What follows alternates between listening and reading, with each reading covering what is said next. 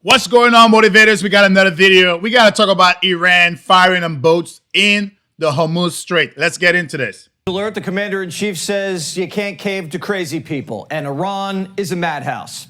Iranian generals have taken their country hostage, and the gay Ayatollah still missing.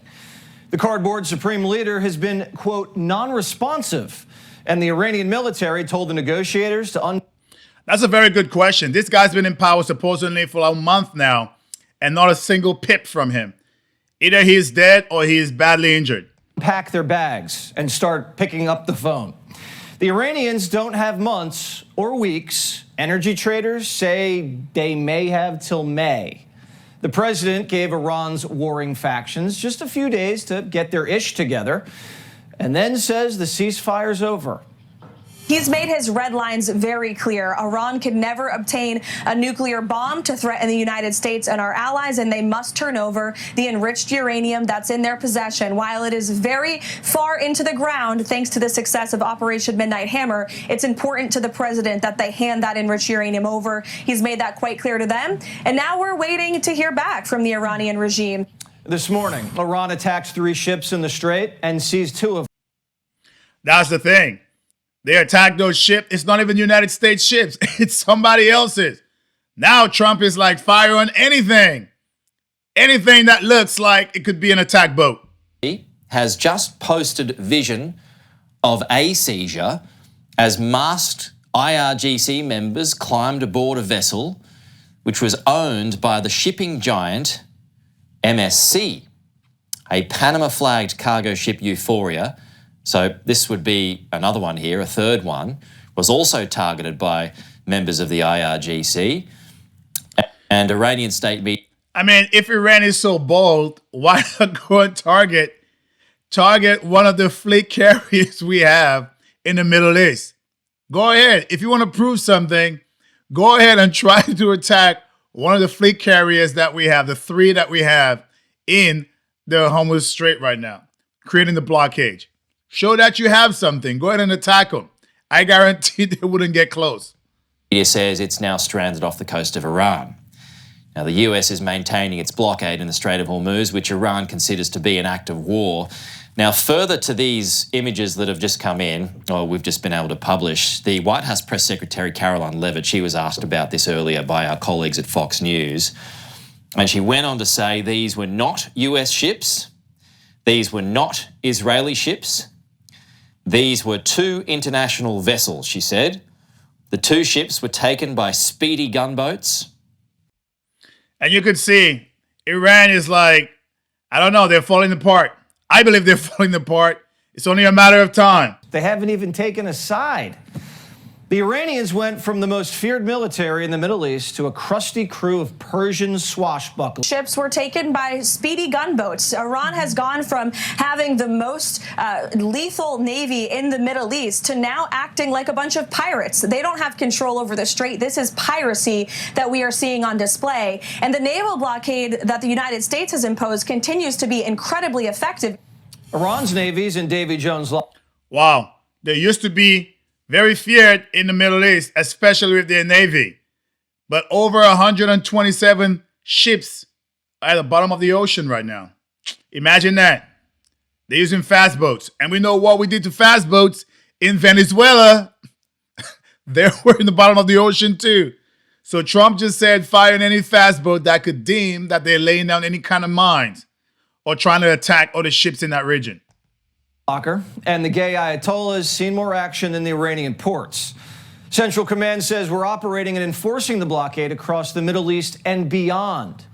In the last 72 hours, U.S. forces have intercepted 3 Iranian oil tankers in Asian waters near India, Malaysia, and Sri Lanka.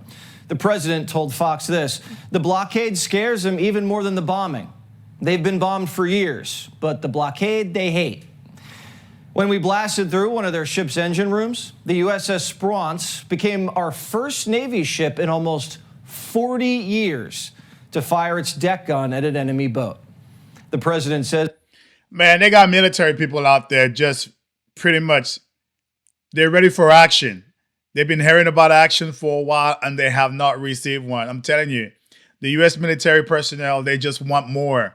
I mean, that's one of the main reasons why we go in the military is for action to protect the United States. But I'm telling you right now, people want some action. They want some more action. Iran's already collapsing financially. They're choking their economy. We are strangling their main source of revenue. They can't pay their own people. They're losing $500 million every single day. Kharg Island is completely full of oil because they can't transport it to and from. So the president, the cards are in his hands. The United States maintains control. In his hands. My thing is just take Kharg Islands. We about because the blockade is going to stop anything from coming in, so it's going to really deteriorate the economy. You take Kharg Island, like, that's it. They have nothing else to bargain with. They might shoot some missiles out there, but it's going to then be at their own detriment because they're going to pretty much blow up their own supplies. At the end of the day, there is no way they could win this. Over the situation, he has all of the leverage. The Iranian economy could be about to crash. Treasury says in a matter of days, Kharg Island's oil storage will be full and oil wells will be forced to shut. That's when you do damage. You can't just cap it, flip a switch, and pump it back out. The president says, quote, once those wells go down, sometimes they're down for good, can never operate again. The commander-in-chief can always escalate a couple precision strikes on Kharg Island's loading terminals and pipelines, and their whole economy craters, and can't be fixed without a deal. 90% of their crude comes out of there, over 1.5 million barrels a day. Another target, the Iranians also have 200 million barrels of crude sitting on tankers off the coast of China. It's a 5-month supply. It's for emergencies, just ripe for the picking. The president isn't going to lift the blockade until they hand over the uranium. And the blockade's about to get extremely painful. I mean, you look at it, no matter what Iran do, they're in a very bad situation right now. Very bad situation. I know that you have some U.S. people who don't think so, and they're for Iran, which is very sad. They got people in the United States, I think, almost like they're traitors. But John Kerry, who handed the Iranians cash to build bigger missiles and deeper tunnels, says we're losing. Donald Trump, by ripping up the agreement and pulling out, has actually put us in a worse place than we were previously. It's a good thing for America if neither Iran nor Kash Patel are getting bombed. I'd be mad too if Trump tore up my legacy, but politicians shouldn't lie to the country about a war on either side. Some politicians are even saying the enemy is tougher than us. Fundamentally, they have the willingness to endure the pain and stick this out. They are in a better position today than they were before this war started. I mean, remember what was happening right before Trump started his war of choice. We were negotiating with the Iranians to curtail their nuclear weapons program. We were asking them to cut back on their nuclear weapons. The U.S. is running dangerously low on some of these key munitions that would be required to confront a near-peer adversary in the short term, like China, for example. So while the U.S. does still have sufficient munitions to continue bombing Iran, for example, if the shaky ceasefire were to fall apart, if they were to need to confront an adversary like China or like Russia, for example, then that could pose significant problems for the United States. Again, which side are those people on? As an American, which side are they on? It sure seems like they're on the side of the adversary. I mean, are you hearing this? These people hate America.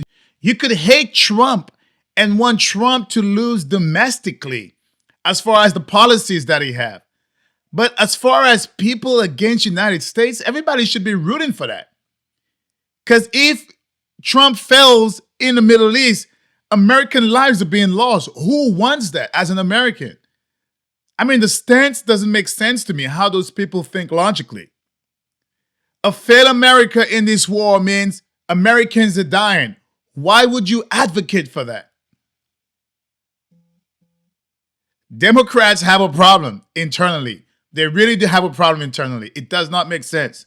Two countries Beijing can't buy cheap sanctioned oil from anymore. Now they have to pay full price.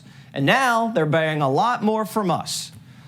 They're also watching the U.S. Navy gain footholds in trade choke points that their country relies on for survival. And what kind of allies are China if they can't even lift a finger to help their friends? Iran's the world's #1 state sponsor of terrorism, and without money, their terror proxies aren't getting paid. Seems like a smart way to fight the war on terrorism. I remember when all politicians were gung-ho about that war. It's almost as if, we've forgotten on the Democratic side that the real enemy, the real threat, the real danger is Iran and its proxies. My point exactly. What are we doing in America? It seems like John Fetterman is the only one that has common sense in Congress on the Democrat side. These people hate Trump so much that they're hating America and they're not even seeing it through their own hate. But we all could see it on pure display that they hate the United States winning. Anyway, let me know what you think inside the comments. All right, motivators, if you enjoy what you've seen and heard, please like, comment, share, but most importantly, subscribe to A Black Veteran's Perspective. Stay motivated.